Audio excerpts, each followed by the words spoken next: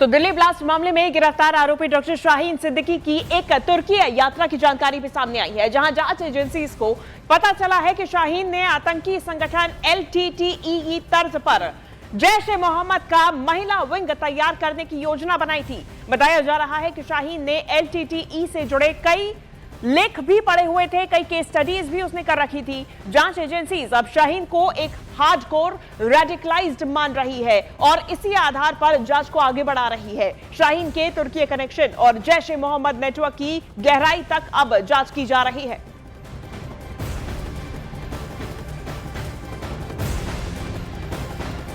और इस बीच दिल्ली ब्लास्ट में गिरफ्तार डॉक्टर शाहीन से जुड़ी हुई एक और बड़ी खबर अब आपको जान लेनी चाहिए। आज डॉक्टर शाहीन और उसके भाई परवेज को आमने सामने बिठाकर पूछताछ की जा सकती है। दोनों सगे भाई बहन हैं और दोनों के बीच जैश नेटवर्क से जुड़े हुए कई अहम सुराग मिलने की उम्मीद है। एजेंसियां ये मालूम करने की कोशिश कर रही हैं कि शाहीन की आतंकी साजिश में परवेज की कोई भूमिका थी या फिर नहीं। जांच एजेंसी कल डॉक्टर शाहीन के भाई डॉक्टर परवेज को फरीदाबाद से दिल्ली लेकर गई थी। आमने सामने की पूछताछ होगी। कई सारे ऐसे खुलासे हैं जो हो सकते हैं।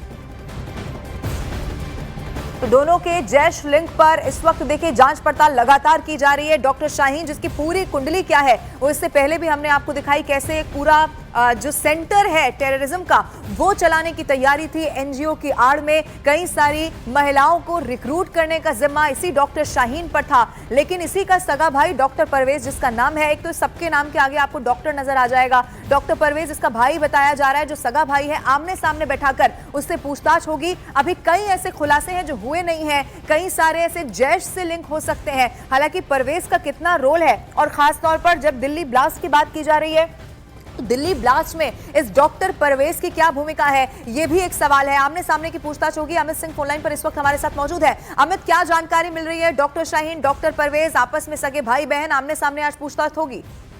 या आपको जिस तरीके से बीते कल ही जांच एजेंसी जो है फरीदाबाद दिल्ली लेकर पहुंच गई है डॉक्टर परवेज को, और उसकी जो गिरफ्तारी है, उसको जो हिरासत में लिया गया था वो लखनऊ से लिया गया था डॉक्टर परवेज को हिरासत में। और अब जब फरीदाबाद दिल्ली पहुंच गए हैं तो जाहिर तौर पे डॉक्टर शाहीन और डॉक्टर परवेज जो है सगे भाई बहन है। तो ऐसे में तो मॉडस ऑपरेंडी क्या था, किस तरीके से प्लानिंग हुई, कौन कौन लोग शामिल थे, इन सब जानने के लिए दोनों को तो पहले अलग अलग पूछताछ हुई है। उसके बाद अब आमने सामने भी बैठाकर ये जांच एजेंसी पूछताछ कर सकती है, जिससे कि और भी बातें निकलकर सामने आ सके और ये भी जान सके कि कौन सच बोल रहा है और कौन झूठ बोल रहा है, कौन बातों को छिपा रहा है और कौन सारी बातें सामने उजागर कर रहा है। जी ठीक है, बहुत शुक्रिया आपका अमित, ये तमाम जानकारी हम तक पहुंचाने के लिए।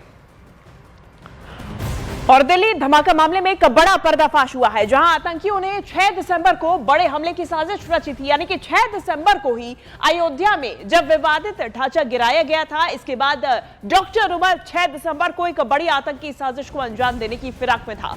लेकिन सोमवार 10 नवंबर को दिल्ली कार धमाके में वो मारा गया।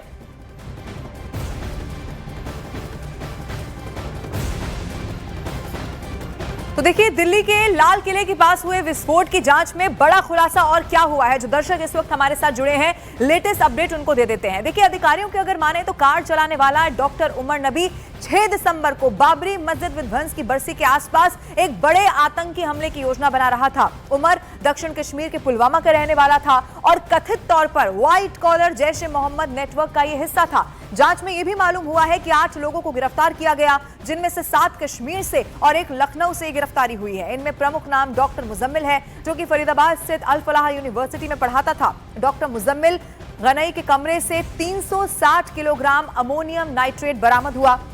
हालांकि इसके बाद कई गिरफ्तारियां हुई। उसके बाद उमर घबरा गया और 10 नवंबर को लाल किले के पास कार में विस्फोट हो गया, जिसमें 12 लोगों की मौत हो गई। अधिकारियों ने यह बताया कि उमर और डॉक्टर मुजम्मिल ने 2021 में तुर्की की यात्रा की थी, जिसके बाद दोनों में कट्टरपंथी सोच बढ़ी। दोनों ने मिलकर अल फलाह यूनिवर्सिटी परिसर और आसपास विस्फोटक सामग्री जमा करना शुरू कर दिया। लेकिन यहीं पर एक कहानी खत्म नहीं होती। उमर ने दिसंबर में अपने कुछ परिचितों को अपने आतंकी मंसूबों के बारे में भी बताया था। जांच में सामने आया कि 26 अक्टूबर को उमर कश्मीर गया था, जहां उसने रिश्तेदारों से कहा था कि वो अगले 3 महीनों तक उपलब्ध रहेगा ही नहीं। बाद में फरीदाबाद लौटकर उसने धमाके की योजना को आगे बढ़ाया। अधिकारियों का कहना है कि पूछताछ, रिश्तेदारों और पड़ोसियों के बयानों से पूरी साजिश का खुलासा हो गया है। इस मामले की शुरुआत 19 अक्टूबर को श्रीनगर में लगे जैश ए मोहम्मद समर्थक पोस्टरों से हुई। सीसीटीवी फुटेज में डॉक्टर मुजम्मिल और अन्य आरोपी पोस्टर लगाते हुए नजर आए। इसी के बाद पूरे आतंकी नेटवर्क का पर्दाफाश हो गया।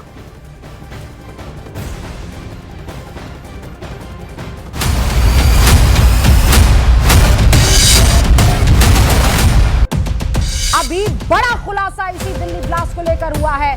हमें सोर्सेज बता रहे हैं आतंकी संगठन जैश ए मोहम्मद का हाथ होने का इसमें शक है। पाकिस्तानी आतंकी संगठन जैश ए मोहम्मद का ये मॉड्यूल है और जिस तरीके से ये दिल्ली में धमाका हुआ है वो चलती गाड़ी में और गाड़ी में आईडी लगाकर उसको विस्फोटक को और ब्लास्ट को अंजाम दिया गया है। पुलवामा में भी इसी तरीके का धमाका हुआ था जिसमें कई लोगों की जानें चली गई थी।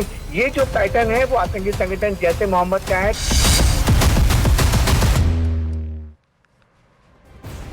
तो कश्मीर में आतंक नेटवर्क पर बड़ी कार्रवाई की गई है। जहां जम्मू कश्मीर में कल 10 जिलों में छापेमारी हुई थी, तो वहीं जम्मू कश्मीर के सुरक्षा बल अब 500 जगहों पर रेड कर रहे हैं। आतंकी इकोसिस्टम को तोड़ने की बड़ी मुहिम चलाई जा रही है। जमाते इस्लामी समेत कई संगठनों पर शिकंजा भी कसा जा रहा है। कई संदिग्धों को हिरासत में लिया गया। डिजिटल डिवाइस और दस्तावेज भी बरामद किए गए। लगातार सर्च ऑपरेशन जारी है। कई लोगों को हिरासत में लेकर पूछताछ की जा रही है। पूरे आतंक नेटवर्क पर बड़ी कार्रवाई की जा रही है। जम्मू कश्मीर में कल जहां पर 10 जिलों में छापेमारी हुई थी, तो वहीं सुरक्षा बल अब 500 जगहों पर रेड कर रहे हैं। आतंकी इकोसिस्टम को तोड़ने की बड़ी मुहिम चलाई जा रही है और जमाते इस्लामी से जुड़े लोगों को भी पूछताछ के लिए डिटेन किया जा रहा है। इसके साथ ही कई संगठनों पर शिकंजा कसने की भी पूरी तैयारी है। कई संदिग्धों को हिरासत में लिया गया है। और दिल्ली ब्लास्ट के बाद पूरे देश में जो सुरक्षा एजेंसियां हैं वो अलर्ट मोड पर है। लगातार कार्रवाई हो रही है। जम्मू कश्मीर में आज भी पुलिस और सुरक्षा बलों की छापेमारी जारी है। बारामूला और बांदीपोरा में सुरक्षा एजेंसियां हाई अलर्ट पर है। इधर बारामूला में कड़ी निगरानी और गश्त बढ़ाई गई है, जबकि बांदीपोरा पुलिस ने प्रतिबंधित जमात इस्लामी के ठिकानों पर छापेमारी कर आपत्तिजनक सामग्री को बरामद कर लिया है। दो अलग अलग तस्वीरें इस वक्त न्यूज 18 इंडिया पर आप देख रहे हैं। पुलिस ने निगरानी समूचे देश में बढ़ा दी है और खास तौर पर जम्मू कश्मीर एक एक चप्पा चप्पा वहां पर खंगाला जा रहा है। कोई संदिग्ध अगर नजर आता है तो हिरासत में लेकर पूछताछ की जा रही है। जमात इस्लामी के ठिकानों पर खास तौर पर छापेमारी की गई है। बांदीपोरा और बारामूला की तस्वीरें आप देख रहे हैं।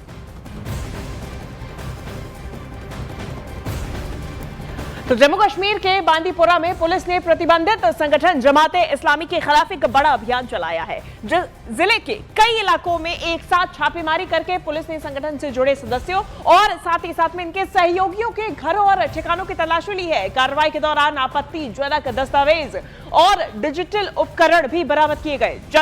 इनकी जांच जारी है। जानकारी के मुताबिक पुलिस का कहना है कि ये कदम आतंकी नेटवर्क और उसके सहयोगी तंत्र को खत्म करने की मुहिम का हिस्सा है। कई जमात सदस्यों से पूछताछ भी की गई है और उन्हें अवैध गतिविधियों से दूर रहने की सख्त चेतावनी भी दी गई है। केंद्र सरकार ने 2019 में आतंकी संगठनों से संबद्ध और अलगाववादी विचारधारा फैलाने के आरोप में जमात इस्लामी पर प्रतिबंध लगा दिया था।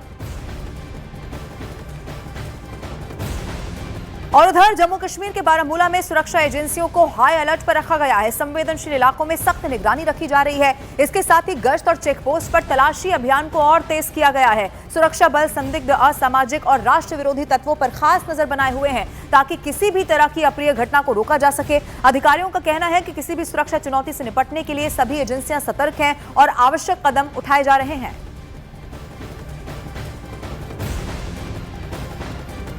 गश्त और चेकपोस्ट पर तलाशी अभियान को बहुत तेज कर दिया गया है। ये बारामूला की तस्वीरें इस वक्त आप देख रहे हैं। हाई अलर्ट पर सुरक्षा बल कैसे हैं वो आप देख सकते हैं। तलाशी अभियान चलाया जा रहा है क्योंकि अलग अलग राज्यों में और खास तौर पर जम्मू कश्मीर ऐसा इसीलिए है जम्मू कश्मीर में चूंकि डॉक्टर उमर का जो कनेक्शन है वो सीधा सीधा जम्मू कश्मीर से पाया गया। अब ऐसे में वो तस्वीर भी हमने आपको दिखाई, परिवार के सदस्यों से भी हमारी टीम ने बात की थी।